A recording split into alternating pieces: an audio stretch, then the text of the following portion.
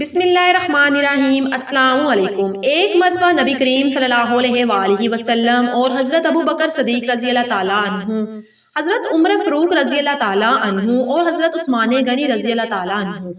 یہ بزرگ حضرات صحابہ حضرت علی رضی اللہ تعالیٰ عنہ کے مکان میں تشریف لے گئے۔ حضرت علی رضی اللہ تعالیٰ عنہ اور ان کی زوجہ محترمہ حضرت فاطمہ الزہرا رضی اللہ تعالیٰ عنہا مہمانوں کی خاطر تواضع کرنے کے لیے ان کے پاس جو سب سے بہترین چیز تھی وہ پیش کی۔ ایک شہد کا پیالہ، وہ خوبصورت اور چمکدار پیالہ تھا۔ اتفاق سے شہد کے پیالے میں ایک بال گر گیا۔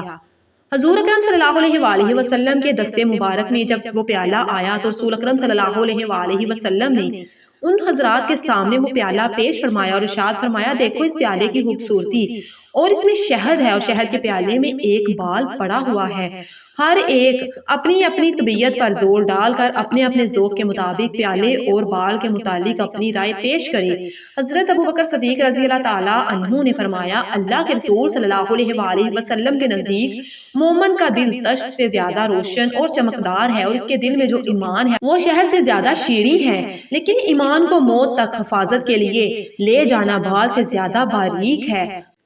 حضرت عمر فاروق رضی اللہ تعالیٰ عنہ کے سامنے جب یہ پیالہ آیا تو حضرت عمر رضی اللہ تعالیٰ عنہ نے فرمایا، یا رسول اللہ صلی اللہ علیہ وآلہ وسلم، امت اس تشت سے زیادہ چمکدار اور روشن ہے، حکمرانی کرنا شہد سے زیادہ شیریں ہے، لیکن حکومت میں عدل و انصاف کرنا بال سے زیادہ باریک ہے۔ حضرت عثمان غنی رضی اللہ تعالیٰ عنہ نے فرمایا، یا رسول اللہ صلی اللہ علیہ وآلہ وسلم، میرے نزدیک علم دین تشت سے زیادہ روشن اور علم دین سیکھنا شہد سے زیادہ شیریں ہے، لیکن اس پر عمل کرنا سے زیادہ باریک ہے۔ حضرت علی رضی اللہ تعالیٰ عنہ نے فرمایا، یا رسول اللہ صلی اللہ علیہ وآلہ وسلم، میرے نزدیک معزز مہمان تشت سے زیادہ روشن ہے اور ان کی مہمان نوازی شہد سے زیادہ شیریں ہے، اور ان کو خوش کرنا بال سے زیادہ باریک ہے۔ حضرت فاطمہ الزہرا رضی اللہ تعالیٰ عنہ فرماتی ہیں، عورت کے حق میں حیا اس تشت سے زیادہ روشن اور چمکدار ہے، اور اس کے چہرے پر پردہ اس شہد سے زیادہ شیریں ہے، اور ایک غیر مرد پر نگاہ نہ پڑے اور غیر مرد کی اس پر نگاہ نہ پڑے، یہ بال سے زیادہ باریک ہے۔